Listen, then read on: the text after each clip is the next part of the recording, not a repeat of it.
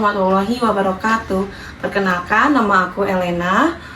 Aku dari Prodi Pendidikan Agama Islam mata kuliah Tafsir Tarbawi. Jadi aku akan menjelaskan sedikit tentang pemahamanku terhadap materi yang telah dijelaskan, yaitu yang pertama ada kewajiban belajar mengajar, yang kedua ada ideologi pendidikan Islam. Oke, kita bahas yang pertama dulu, yaitu adalah kewajiban belajar mengajar. Nah, sebelum lanjut ke ada Al-Quran, aku akan menjelaskan tentang definisi belajar dan mengajar. Jadi, kenapa kita membahas tentang kewajiban belajar dan mengajar? Karena Allah itu sangat menekankan dan menjelaskan pentingnya kegiatan belajar dan mengajar. Bahkan dalam Al-Quran pun, ayat pertama yang Allah turunkan, yaitu Al-Alaq, adalah ayat yang menjelaskan tentang kewajiban untuk menuntut ilmu.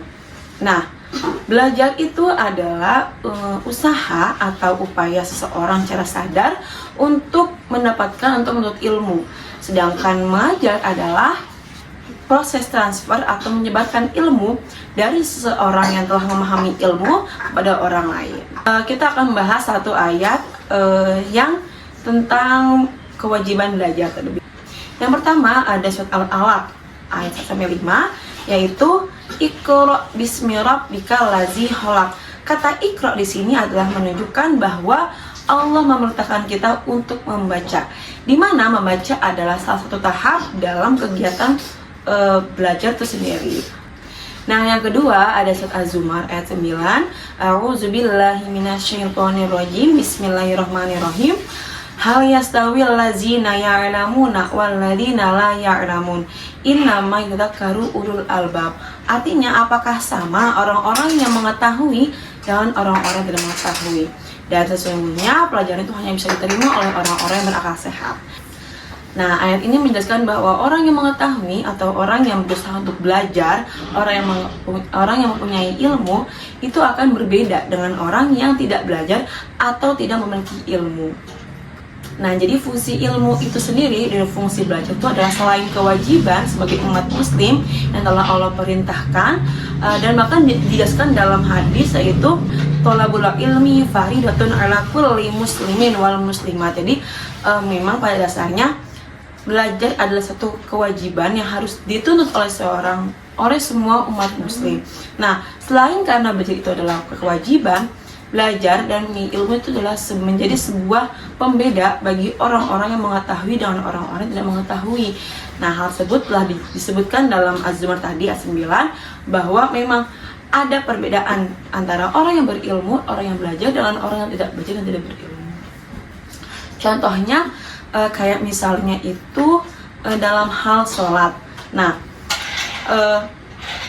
yang menjadi pembeda antara orang yang berilmu dan belajar dengan orang yang tidak belajar dan tidak berilmu adalah kayak misalkan ya, kalau orang yang berilmu, orang yang punya ilmu dan orang yang belajar tentang ilmu, dia itu akan melaksanakan sholat sebagaimana mestinya. Kayak misalkan itu tahu cara sunah-sunah sholat, rukun sholat, terus kayak makna setiap gerakan dan bacaan-bacaannya, syarat sahnya. Jadi mereka tuh akan mengetahui secara khusus gitu, sehingga nantinya sholat ini yang secara umum hanya gerakan atau kegiatan biasa akan bermanfaat bagi diri rohaninya mereka gitu. Jadi mereka tuh bisa merasakan kebermanfaatan dari sholat tersebut. Nah, beda halnya dengan orang yang tidak berilmu atau tidak belajar yang melakukan sholat gitu. Jadi mereka itu, kalau orang yang tidak mengetahui atau orang yang tidak belajar tapi melaksanakan sholat, jadi mereka itu melakukannya hanya sekedar semata hanya untuk menggugurkan kewajiban. Nah, kayak sholat, mereka misalkan tahu rakaatnya 4, hanya sholat saja 4 rakaat, tapi mereka tuh nggak tahu makna bacaannya, makna gerakannya, atau mereka tuh nggak bisa khusyuk saat sholat itu. Yang nantinya ketidakseriusan dalam sholat ini mungkin akan membuat mereka ini meninggalkan atau melupakan sholat. Jadinya makin lama makin tidak ada rasa manfaat dari sholat, mereka akan meninggalkan sholat yang harusnya wajib dilakukan. Nah, jadi ini manfaat dari belajar itu sendiri. Selain menuntut ilmu itu wajib, tetapi manfaatnya itu bisa dirasakan oleh orang-orang yang belajar dan menjadi pembeda antara orang yang belajar dengan orang yang tidak belajar. Lalu yang kedua, kita akan bahas tentang mengajar. Nah, setelah kita belajar ilmu, lalu kita dapat ilmunya, nah lalu kita harus mempraktikannya dalam kegiatan sehari-hari. Nah, habis itu udah menerapkan, udah dapet, nah kita mempunyai satu lagi kewajiban, yaitu menyebarkan ilmu tersebut atau mengajarkan ilmu tersebut. Hal ini pun telah Allah tegaskan dalam Al-Baqarah ayat 59 yang berbunyi A'udzubillahi minasyaitonirrajim. Bismillahirrahmanirrahim. Innal ladzina yaktumuna ma anzalna minal bayyinati wal huda min ba'di ma bayyanahu lin-nasi fil kitab ulaika yal'anuhumullah wa yal'anuhumul la'inun.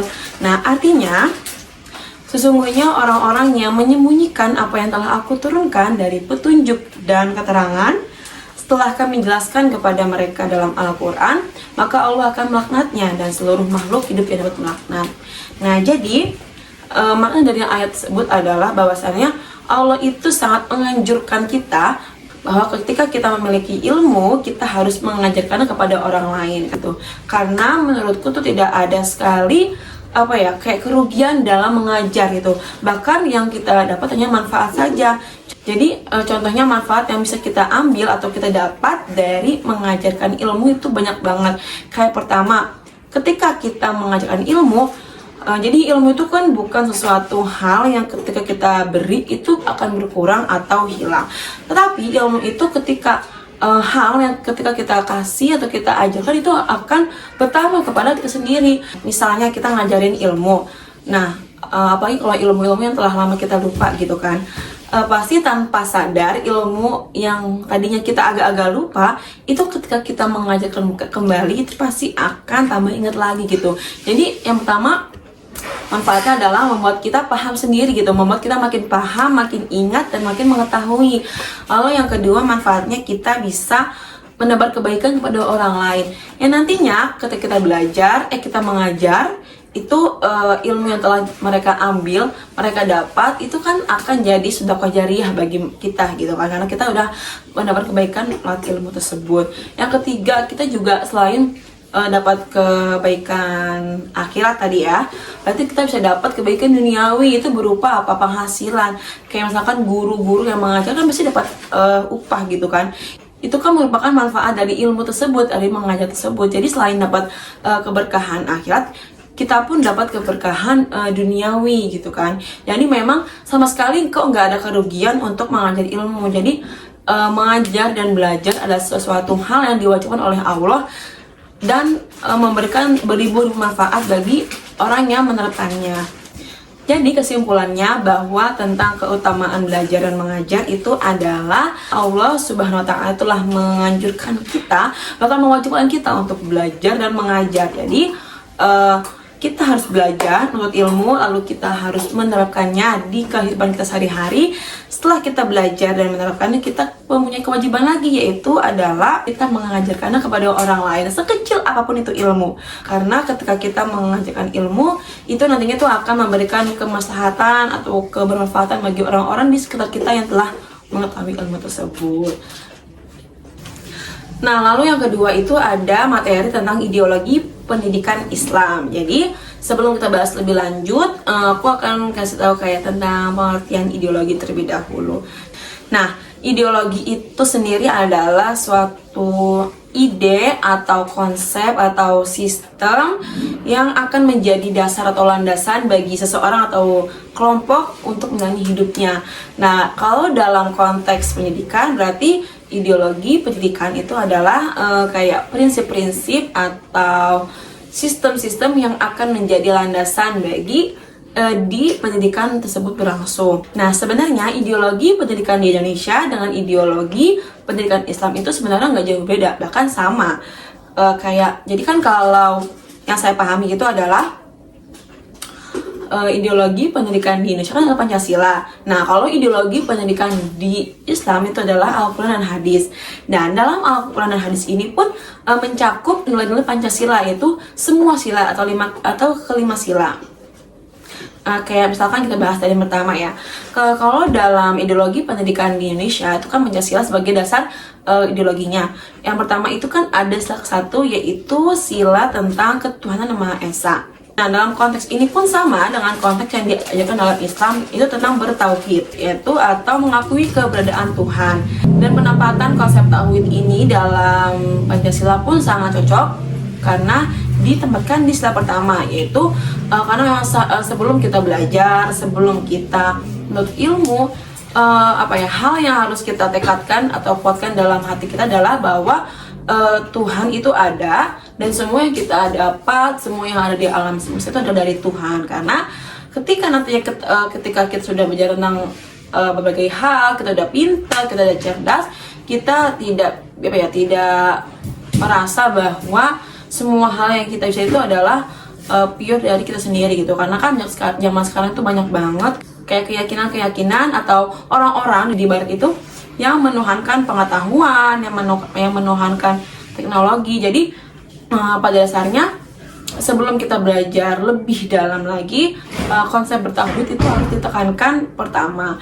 Dan sila kedua, ketiga, keempat, dan kelima pun selaras dengan apa yang telah Al-Quran ajarkan. Jadi kan kalau ideologi pendidikan Islam itu kan Al-Quran dan hadis ya, dimana di Al-Quran dan hadis ini tuh ada 5 unsur juga. Yang pertama itu ada tauhid, yang kedua ada akhlak, yang ketiga ada wahdatul ulum, yang keempat itu ada kewajiban sosial atau tanggung jawab sosial, yang kelima adalah ibadah. Lalu yang kedua ada konsep akhlak, selaras juga dengan konsep Pancasila yang sila kedua, yaitu kemanusiaan yang adil dan beradab. Jadi Islam itu selain mengajarkan tentang ketuhanan Yang Maha Esa atau tentang tauhid, Islam pun mengajarkan tentang bagaimana cara kita bersikap atau beretika kepada sesama manusia, sesama Tuhan. Hal itu pun harus diterapkan di dunia pendidikan, bahwa pendidikan itu tidak harus hanya mengajarkan tentang aspek kognitif, tapi juga tentang moral dan etika. Karena banyak zaman sekarang itu kalau tidak diterapkan etika dan moralnya itu akan berimpact pada hal-hal yang masa depan. Kayak contohnya zaman sekarang itu kalau ilmu tidak dibarengi dengan etika atau akhlak, akan bukannya menghadirkan kebermanfaatan, malah menyebabkan kerusakan. Kayak contohnya kemampuan ilmuwan di luar negeri, di barat itu, yang bisa membuat nuklir, bisa membuat bom. Nah, ketika mereka tidak dilandasi dengan akhlak atau etika dan moral, itu nantinya akan menyebabkan adanya kerusakan. Atau kalau kayak contohnya internet, orang-orang yang menggunakannya dengan tidak ada landasan akhlak atau moral dan etika, mereka mungkin menggunakan teknologi itu sebagai bahan-bahan pembulian atau bahan-bahan penyebar informasi yang tidak benar. Nah, lalu yang ketiga itu ada wahdatul ulum, artinya persatuan ilmu. Jadi dalam konteks pendidikan Islam, Allah itu tidak menyuruh kita untuk menuntut ilmu satu aja atau ilmu agama itu enggak, tapi kita harus belajar semua ilmu yang bisa kita kuasai. Yang penting ilmunya itu bermanfaat, baik, dan tidak merugikan orang lain. Nah, lalu kalau dalam konteks Indonesia itu ada Persatuan Indonesia setelah ketiga ya. Jadi Persatuan Indonesia itu sangat cocok juga digunakan dalam konteks ideologi pendidikan Islam, karena kita pun harus belajar tentang menerima perbedaan di antara kita, terutama pada pendidikan umum ya, yang berbeda bahasa, suku, bangsa. Lalu yang keempat itu ada tanggung jawab sosial, yang kelima ada ibadah. Jadi konteks pendidikan Islam dengan berlandaskan Al-Quran dan hadis, dan dengan konteks ideologi pendidikan umum di Indonesia dengan Pancasila itu sama kok, selaras dan tidak bertentangan gitu. Nah setelah kita menerapkan semua tadi dalam Al-Quran hadis kayak akhlak, tauhid, wahdatul ulum, tanggung jawab sosial, dan ibadah, insya Allah kita tuh akan bisa menciptakan sebuah pendidikan yang nantinya akan menciptakan manusia-manusia yang mempunyai kecerdasan spiritual, kecerdasan intelektual, kecerdasan emosional, dan kecerdasan fisiologis. Yang nantinya dari keempat kecerdasan ini adalah itu menghasilkan insan kamil atau manusia sempurna atau khalifah. Kurang lebih mohon maaf. Assalamualaikum warahmatullahi wabarakatuh.